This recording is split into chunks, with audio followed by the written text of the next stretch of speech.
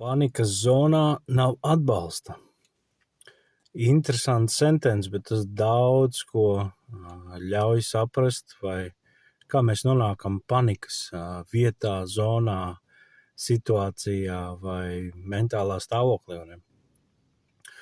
Un man uzreiz raisās, protams, šo izdzirdot, uzreiz man salikās, wow, Dievs mūs sargā ar to, kad jebkādos apstākļos esot, viņš mūs ir pasargājis no panikas zonas. Jo viņš saka, viņš neuzliks vairāk, kā mēs varam panest. Un viņš ne tikai mūs neatstā viens pašs, viņš dod savu garu.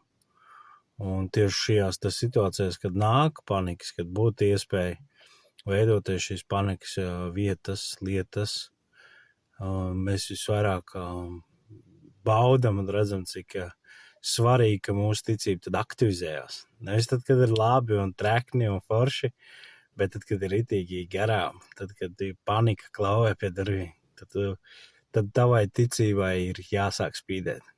Un tas, tie ir viegli vārdi šķietam pasakot, bet tad, kad tu esi tais situācijās un to esi piedzīvojis, ka liekas, ka tu līdz tev izsitīs korķis, kad ir par daudz, es vairs nevaru. Un slavu Dievam, ka Dievs atbrīvo mūs, un tad tu saproti, ok. Un tad ir konstruktīvi mehāniski, un ko es varu darīt, kas vēl glābjams vai kā savādāk. Un tas ved uz to, kad ved uz aktīvu darbību, nevis uz pasīvu kaut kādu depresiju un visi slikti .lv sērijas.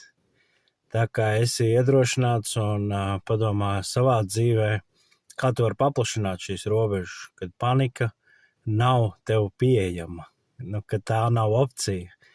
Jo panika ir destruktīva, tā ir jau reflektīva kaut kāda darbība, kaut kādas. Tur nav attīstība, tur nav viss vajadzīgais. Jo miers ir kas baro, kas veido, kas ceļ.